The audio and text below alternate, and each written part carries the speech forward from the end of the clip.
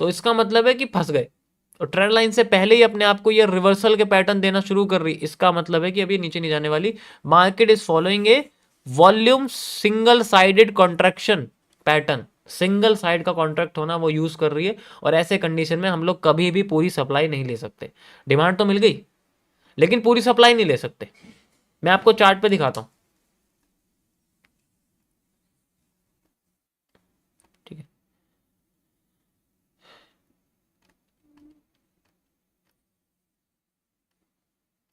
ये देखो, ये बहुत बढ़िया आपके सामने बना हुआ है, ये आप देख सकते हो। ये देखो, ये एक ट्रायंगल की तरह है, अगर आप ध्यान से इसको देखोगे। ये देखो, मैं अगर इसको यहाँ से लगाऊं ऐसे, ठीक है, ऐसे और ऐसे करके अगर इसको लगाऊं तो आप इसमें इजीली देख सकते हो कि ये ट्रायंगल है। ठीक है, हमने समझ लिया ट्रायंगल।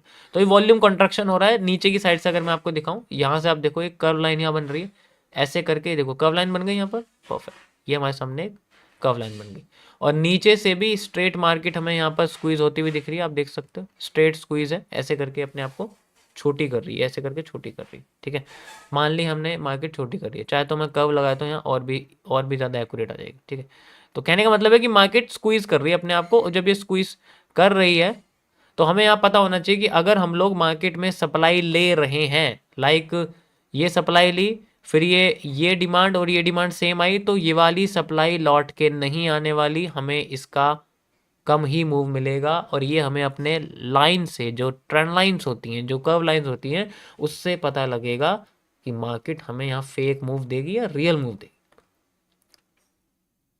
वो नीचे नहीं आने वाली पूरा उतनी सप्लाई लेने के लिए, रिवर्स करने के लिए। वो या तो 50% पे भी नहीं आने वाली, वो पहले ही आ जाएगी और पहली कर्व लाइन से पहले या ट्रेंड लाइन से पहले ही पैटर्न दे देगी, और फिर मार्केट को उठाना शुरू कर देगी। इसका एक ही तरीका है इसको समझने का, वॉल्यूम कॉन्ट्रैक्शन। हमें ये समझना पड़ेगा, जैसे मैंने बहुत बार इसको बताया भी आपको किस तरीके से, और इसको मैंने गोल्ड में भी और बिटकॉइन में भी 4 आवर के टाइम फ्रेम पे आपको यहाँ समझा के दिखाया कि जैसे मार्केट अपने आप की पूरी सप्लाई ला रही है, तो ये आधी हो जाएगी, फिर ये आधी हो जाएगी, और फिर आने वाले टाइम में खत्म होकर फिर डिमांड बचेगी, फिर एकदम से नीचे आएगी, फिर एकदम से नीचे आएगी। अगर आप पुरानी स्ट्रीम पे जाके देखोगे तो बहुत बड़े टाइम फ्रेम पे मैंने ये सॉल्व किया था। अगर आप बिटकॉइन में, गोल्ड में देखो, मैं आपको दिखाता हूँ, रुको मैं आपको बिटकॉइन में दिखाता हूँ, समझ में आ जाएगा आपको कहाँ मैंने बताया था। हम चलते हैं 4 आवर के टाइम फ्रेम पर, ठीक है। 4 आवर के टाइम फ्रेम पर हम लोग चलते हैं करीब, जब इसका प्राइस था, यस ये रहा गाइस, ये देख सकते हो आप, यहाँ देखो, ये मैंने उस टाइम, अगर आप जाके देखोगे अगस्त, और ये अक्टूबर की स्ट्रीम का टाइम है, ये अक्टूबर 3, मैं आपको दिखा देता हूँ कहाँ पर हमें दिखेगा ये। ठीक है, मैं आपको टेलीग्राम चैनल पर दिखा देता हूँ, हर एक चीज़ का एविडेंस है भाई, वकील आदमी है, एविडेंस तो रखना पड़ता है। तो हम लोग चलते हैं,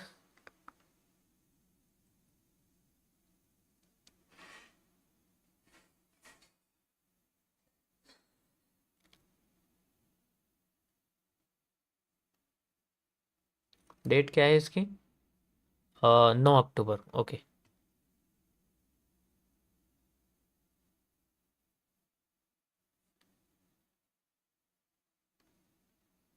ये 4 अक्टूबर, ये गोल्ड है, सॉरी कहाँ पर है, हम्म, ये यही लगा हुआ है इसमें तो, 30 मिनट्स का टाइम फ्रेम ही है, ओके। ये जो आपको दिख रहा है ना, ये वाला, ये जो मूव आप देख रहे हो, ये यही है जो मैंने बनाया था, लेकिन ये 30 मिनट्स में था। पर आपको फिर भी दिखा देता हूँ, मैं एक बार देखता हूँ यार, ये दिख क्यों नहीं रहा है, मेरी समझ में नहीं आ रहा।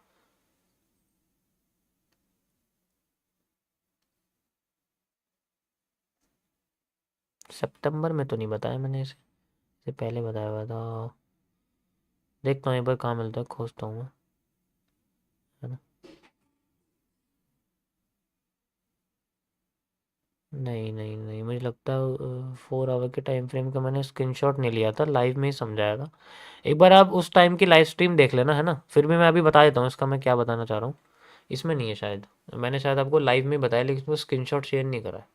4-5 अक्टूबर की लाइव स्ट्रीम देखोगे ना तो वहाँ दिख जाएगा, ठीक है। ओके, सो ये देखो, मैं आपको यही समझाना चाहूँ क्योंकि मुझे याद है मैंने करा था। ये देख सकते हो आप यहाँ पर, ये देखो, ये आपके सामने सप्लाई थी, ये मैंने बताई थी, आधी हो गई, फिर ये और आधी हो गई, और आधी होती आगे जाके मार्केट में demand and then supply and then फिर demand demand demand demand demand, ये वही डिमांड है जिसके बारे में आप बात कर रहा था मैं, वाला सिस्टम। तो ये उसी तरीके से फॉलो हुआ है, आधा आधा आधा। तो हमें इस तरीके से इसको यूज़ करना पड़ेगा, हमें ट्रेंड के साथ वाला कॉन्सेप्ट यूज़ करना पड़ेगा। ठीक है, अगर ये पैटर्न, वो अलग बात है कि पैटर्न लोकेशन क्या, पैटर्न अगर बॉटम पे है मार्केट के तो जनरली है कि वो अपने आप को ऊपर जाने की कोशिश करेगा। अगर पैटर्न टॉप पे है तो जनरली पहला मूव फेक देन रिवर्सल लाने की कोशिश करेगा, वो नीचे आने की कोशिश करेगा। ठीक है, तो इस तरीके से यहाँ पर जनरली हमें ऐसी चीज दिखती है। अभी और समझाता हूँ, ये तो बस आपको एक सिंपल सा एग्जांपल दिया मैंने। ठीक है, अब बात करते हैं थोड़ा सा अलग चीज के बारे में। ये डिमांड्स के बारे में था, ऐसी सप्लाई में होता है, इसको उल्टा कर दोगे तो सप्लाई बन जाएगी। अब बात करते हैं थोड़ा सा डिफरेंट कॉन्सेप्ट के बारे में। देखो होता क्या है हमारे पास कभी कभी कि हमारे पास जो मार्केट की मूवमेंट है वो बहुत सिंपल सिंपल आती है, हम समझते हैं कि बहुत सिंपल तरीके से मूवमेंट आती है। ठीक है, यहाँ तक आती है, तो फिर बाद में वो डिमांड क्रिएट होती है। ठीक है, अच्छे से, फिर सप्लाई आ जाती है, फिर डिमांड आ जाती है, फिर सप्लाई आ जाती है, तो ऐसे करके वो सप्लाई आती रहती है ऐसे।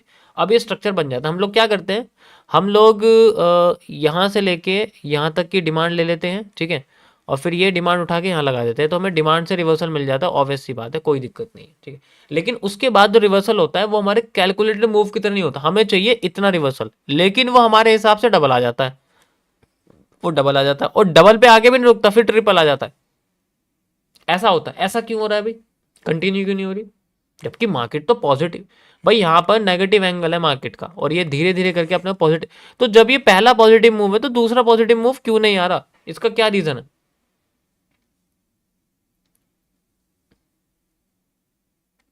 पहला पॉजिटिव मूव आया है यहाँ पर, मान लिया हमने, रिटेस्टिंग हुई है, मार्केट का कैरेक्टर चेंज हुआ है, और उसके बाद मार्केट ने ब्रेक ऑफ स्ट्रक्चर भी कर दिया, उसके बावजूद भी मार्केट नीचे आ गई।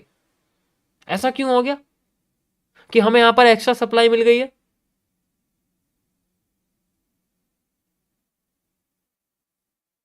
क्योंकि मार्केट शायद ये तभी करेगी अगर मार्केट ओरिजिनली अपने आप को इस तरीके से पैटर्न में लेके आ रही थी, क्योंकि वो अपने पैरेलल चैनल को रिस्पेक्ट करेगी। अगर बेंडिंग ऐसे है तो ये काम नहीं करने वाली, हमें ट्रेंड के साथ चलना पड़ेगा, ट्रेंड के साथ चलना पड़ेगा, ये तभी ऐसा कर पाएगी। तो यहाँ पर जो फेक थ्योरीज है वो इस तरीके से अप्लाई होती है कि अगर हमें लगता है कि ट्रेंड अपने आप को पॉजिटिव करने की कोशिश कर रहा है, एक्चुअल में वो पॉजिटिव नहीं कर रहा, वो रिकवरी कर रहा है अपने नेगेटिव मूव की, और फिर बाद में हमें यहाँ पर मिलता है एक फेक मूव, और फिर फेक मूव के शिकार होते हैं। वो अलग बात है कि हमारे ट्रेंड के साथ है, लेकिन हम तो पहली बार हो गए, क्योंकि हमने तो आधा हिस्सा लिया था और मार्केट में पता नहीं था कि मार्केट अपना नीचे, तो हमें आधा नहीं लिया।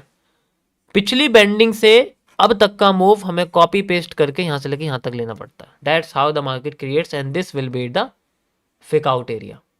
ये फेक आउट एरिया होता है, ऐसे ऐसे गई मार्केट, ऐसे गई बाहर आ गई, यहाँ पर इस तरीके से फेक आउट है, फिर मार्केट ऐसे रिवर्स करी, फिर नीचे आ गई, तो ये फेक आउट एरिया होता है।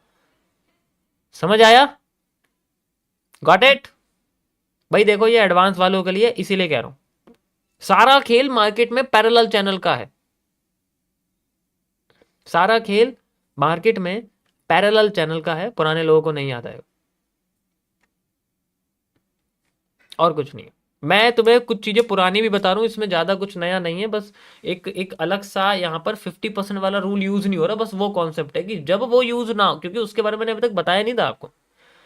मैंने 50% के बारे में बताया कि हमें 50% हाफ सप्लाई हाफ डिमांड कब यूज करना है। मैंने तुम्हें ये बता दिया कि सप्लाई डिमांड कैसे यूज करना है। मैंने तुम्हें ये बता दिया इनसाइडर सप्लाईज और डिमांड कैसे यूज करना है। फिर तुम्हें ये भी बताया कि लिक्विडिटी के बेसिस पे हमें कैसे सप्लाई डिमांड यूज करना है। लेकिन मैंने एक बार भी तुम्हें ये नहीं बताया कि मार्केट में अगर 50% या 100% सप्लाई डिमांड नहीं आती, उस कंडीशन में हमें क्या करना। This is the way we have to find. यहां पर ये इसी तरीके से काम करेगी जैसे मैंने आपको पहले बताया। Got it bro. आपकी लाइव में ऐड क्यों नहीं आते हैं, ऐड आएंगे तो मेरा पढ़ाना डिस्टर्ब हो जाएगा, चाहे मुझे 100-200 रुपये मिल रहे हो, या मुझे 1200 2-3 हज़ार रुपये मुझे ऐड चलाने पे मिल रहा हूँ, मुझे कोई फ़र्क नहीं पड़ता। मैं पढ़ा रहा हूँ ना, तो मेरे पढ़ाई के बीच में किसी बंदे की इस लाइव स्ट्रीम पे ऐड नहीं आने चाहिए। उससे तुम्हें परेशानी नहीं, मुझे परेशानी, क्योंकि मैं जो समझा रहा हूँ वो मेरी मेहनत खराब जाएगी। इसलिए मुझे तुमसे ज़्यादा चिढ़ मुझे ऐड से है। लाइव स्ट्रीम के बाद कितने ऐड आते रहे मुझे कोई फ़र्क नहीं पड़ता, लाइव स्ट्रीम पे ऐड नहीं आने चाहिए, इसलिए बंद रखता हूँ मोनेटाइजेशन।